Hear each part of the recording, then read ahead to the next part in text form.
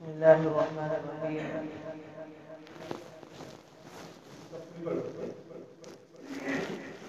الحمد لله رب العالمين والعاقبة للمتقين والصلاة والسلام على سيد المرسلين سيدنا محمد خاتم النبيين وعلى آله الطيبين وأصحابه الطاهرين علينا وعليهم أجمعين. أما بعد، أعوذ بالله من الشيطان الرجيم. بسم الله الرحمن الرحيم.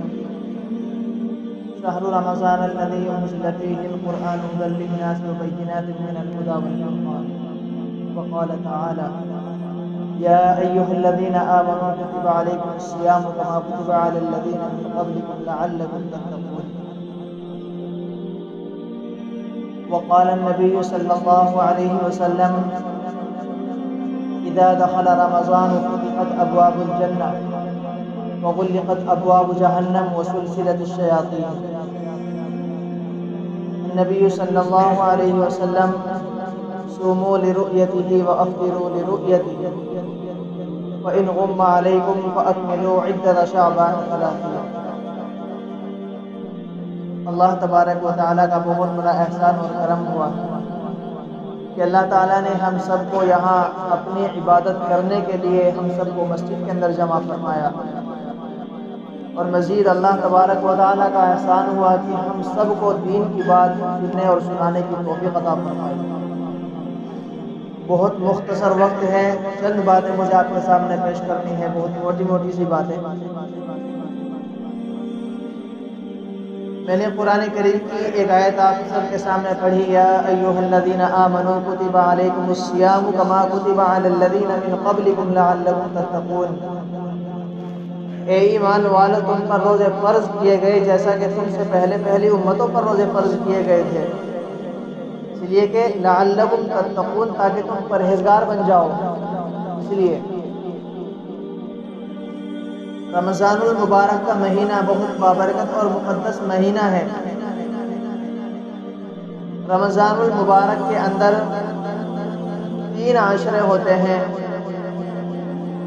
پہلا عشرہ اولھا رحمت، پہلا عشرہ رحمت کا ہوتا ہے، اوسطھا مغفرت، اور دوسرا عشرہ مغفرت کا ہوتا ہے، وآخرھا عتق من النار، اور تیسرا عشرہ جہنم سے آزادی یعنی خلاصی کا ہے۔ تو رمضان المبارک کا پہلا عشرہ تو گزر چکا ہے، آج 10واں روزہ ہے۔ اللہ تبارک و تعالیٰ نے یہ رمضان المبارک مہینہ ہم سب کو عطا فرمایا، اس لیے کہ تو 11 مہینوں کے اندر ہم نے گناہوں کا بوجھ اپنے سروں پہ لاد لیا ہے، تاکہ اس کو ہم اللہ کے سامنے رو کر کے اس کو معاف فرماوے۔ ایک بات یہ ہے کہ رمضان کا جو پہلا عشرہ گزرا ہے یہ رحمت کا عشرہ تھا، یہ تو گزر چکا ہے، اس کے چند لمحات باقی ہیں۔ اگر ہم سبھی اپنے اپنے گریبان میں جا کر کے دیکھیں کہ رمضان کا جو پہلا عشرہ گزرا ہے کہ اس میں ہم نے اللہ کی کتنی عبادت کی ہے، اللہ کے سامنے ہم کتنا روئے ہیں، اور ہم نے کتنے آنسو اللہ کے سامنے گرائے ہیں، تو پتہ چلے گا کہ ہم نے کچھ بھی نہیں کیا، کچھ بھی عبادت ہم سے ادا نہ ہو سکی، جو عبادت ہم کو کرنی تھی وہ ہوئی ہی نہیں۔ چند لمحوں کے بعد یا چند گھنٹوں کے بعد دوسرا عشرہ رمضان کا شروع ہو جائے گا، یہ مغفرت کا عشرہ ہے، دوسرا عشرہ اوسطھا مغفرت۔ تو رمضان المبارک کے دوسرے عشرے کے اندر بھی ہم سب کو چاہیے کہ اللہ تبارک و تعالیٰ کے سامنے اتنا روئے کہ اللہ تبارک و تعالیٰ ہم سب کو معاف فرما دے۔ اس وقت آپ سب دیکھ رہے ہیں کہ ملک ہندوستان کے ہی نہیں بلکہ پوری دنیا کے حالات بہت زیادہ خراب ہیں۔ اس وقت ایک بیماری پھیلی ہوئی کورونا وائرس کے نام سے، لیکن بالخصوص ہمارے ملک ہندوستان کے اندر تو ایک مسلمانوں کو ٹارگٹ بنایا جا رہا ہے، اور مسلمانوں کو ٹارگٹ بنا کر کے ایسے منصوبے تیار کیے جا رہے ہیں کہ مسلمانوں کو نماز سے روکا جا رہا ہے، مسجدوں کے اندر تالا بندی کر دی جا رہی ہے کہ مسلمان نماز نہ پڑھیں، مسلمان تراویح ادا نہ کریں۔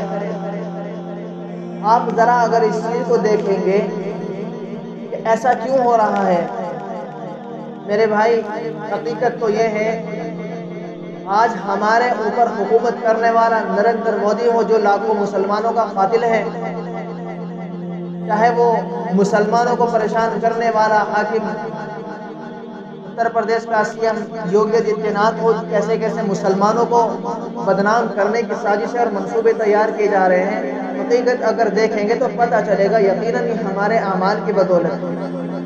رمضان المبارک کا یہ جو مہینہ چل رہا ہے، نہ جانے کتنے مسلمان ایسے ہیں کہ جو روزہ نہیں رکھتے۔ ایک مہینہ صرف اللہ تبارک و تعالیٰ نے اپنے بندوں کو ایسا عطا کیا ہے جس میں بندے اللہ تبارک و تعالیٰ کے سامنے رو رو کر کے اللہ کو منا لیں اور اپنے آپ کو ایک قابل بندہ پیش کرنے کی کوشش کریں۔ اللہ سے دعا کرنی چاہیے کہ اے اللہ اس وقت پوری دنیا کے اندر جو ایک وبا پھیلی ہوئی، اللہ اس کو اپنے فضل سے اور رمضان المبارک کے مہینے کی برکت سے اس کو دور فرما دے۔ اور خاص طور سے رمضان المبارک کے مہینے کے اندر دو تین باتوں کا بہت زیادہ اہتمام کرنا چاہیے۔ پہلا تو یہ کہ جتنا ہو سکے دعاؤں کا اہتمام رکھیں۔ جب حضرت موسیٰ علیہ السلام کوہ طور پہاڑ پر تھے، حضرت موسیٰ علیہ السلام نے اللہ تعالیٰ سے معلوم کیا تھا کہ اللہ میرے اور آپ کے درمیان کتنے پردے حائل ہیں۔ اللہ تعالیٰ نے کہا اے موسیٰ میرے اور تمہارے درمیان 70 پردے حائل ہیں۔ پھر حضرت موسیٰ علیہ السلام نے سوال کیا کہ اللہ کیا میرے سے بھی زیادہ اور قریب ہے آپ کے؟ پھر اللہ تعالیٰ نے جواب دیا کہ ہاں اے موسیٰ تمہارے اور میرے درمیان 70 پردے حائل ہیں، لیکن ایک ایسی امت بھی ہے کہ جو اس کے اور میرے درمیان صرف ایک پردہ حائل ہوگا، اور وہ امت محمد صلی اللہ علیہ وسلم کی امت، یعنی کہ ہم لوگ ہیں، آپ اور ہم سب لوگ۔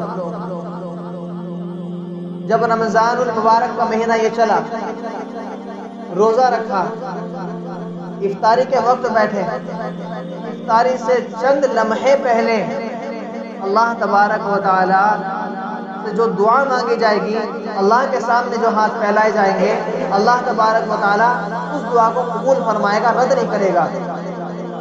اللہ تبارک و تعالی نے جو حضرت موسیٰ علیہ السلام سے کہا کہ ہاں ایک امت ہے میرے محبوب صلی اللہ علیہ وسلم کی جو اس کے اور میرے درمیان ایک پردہ حائل ہوگا، وہ یہی وقت ہے افطاری کے وقت۔ یعنی دن بھر بندہ بھوکا پیاسا رہا، پانی تھا پانی نہیں پیا، کھانا تھا لیکن کھانا نہیں کھایا، غسل خانے کے اندر نہانے کے لیے گیا، اب اس کو کوئی نہیں دیکھ رہا تھا، لیکن اس کے دل کے اندر خیال تھا کہ نہیں اگر میں پانی پیوں گا تو اللہ تو مجھے دیکھ رہا ہے، اگر میں دنیا والوں سے چھپا ہوں لیکن اللہ سے میں چھپا ہوا نہیں، اللہ کے خوف اور ڈر سے اس نے پانی نہیں پیا۔ افطاری کے وقت میں بیٹھا ہے، اب اللہ سے دعا مانگ رہا ہے، اللہ تبارک و تعالیٰ اس کی دعا قبول کرے گا۔ اور یاد رکھنا ایک بات اور میں اپنی بات کہہ کے ختم کرتا ہوں، اس وقت ملک ہندوستان کے اندر جو حالات ہیں یا جو حالات چل رہے ہیں، تو اس میں خاص طور سے بالخصوص تہجد کے وقت میں اٹھ کر کے اللہ تبارک و تعالیٰ سے دعا کرنی چاہیے کہ ہمارے ملک ہندوستان کے اندر اس وقت مسلمانوں کو جو لوگ بدنام کرنے کی کوشش کر رہے ہیں اور مسلمانوں کی مسجدوں کو بند کرنے کی کوشش کر رہے ہیں کہ نماز نہ پڑھیں، اور باقاعدہ طور پہ آپ اور ہم تو ایک چار دیواری کے اندر قید ہیں، ہمیں معلوم نہیں ہے مسلمانوں کو کیسی کیسی تکلیفیں اور اذیتیں پہنچائی جا رہی ہیں۔ میرے عزیزوں، ذرا آپ اور ہم تصور تو کریں، ملک ہندوستان کے اندر